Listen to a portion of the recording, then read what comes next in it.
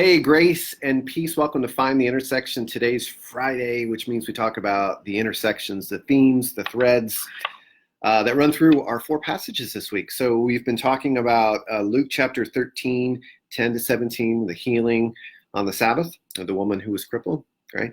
Hebrews chapter 12, verses 18 to 29, about comparison between Moses and Mount Sinai versus Jesus and Mount Zion, and also about God's unshakable kingdom, God's consuming fire.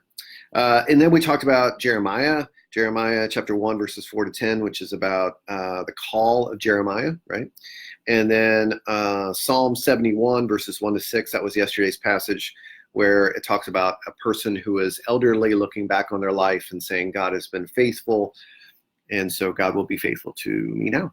So some of the themes that I came up with this week, and I believe that first passage on Sabbath really drives the rest of the passages, that an important part of God's kingdom is this idea of Sabbath. It differentiates God's unshakable kingdom from the kingdoms of the world. So God's unshakable kingdom has this idea of Sabbath, is we're not human doings, we're human beings. We are meant to rest. We are meant to find our worth and our value in God and his kingdom, and not in the productivity systems of this world. And so we need to take a break. We need to worship. We need to rest to find our identity as a beloved child of God, and not in the way that we achieve or perform. And so that's an important part of God's kingdom. And so Sabbath is also about healing. It's about the healing of this woman, but the goal of Sabbath is the healing of the world.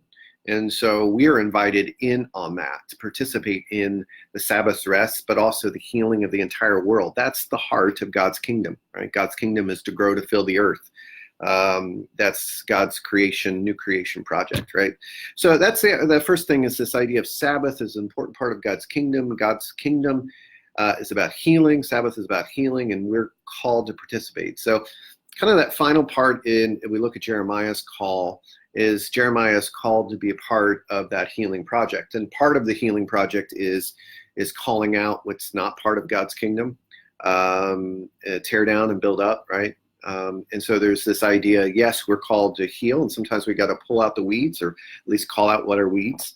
But we're part of his healing project, and Jeremiah was called. Even if Jeremiah felt like he wasn't capable enough, he was still called, and we're called. And so all of that put together is a very interesting intersection this week. Sabbath is part of God's kingdom. We're called to participate in the healing that is represented in Sabbath.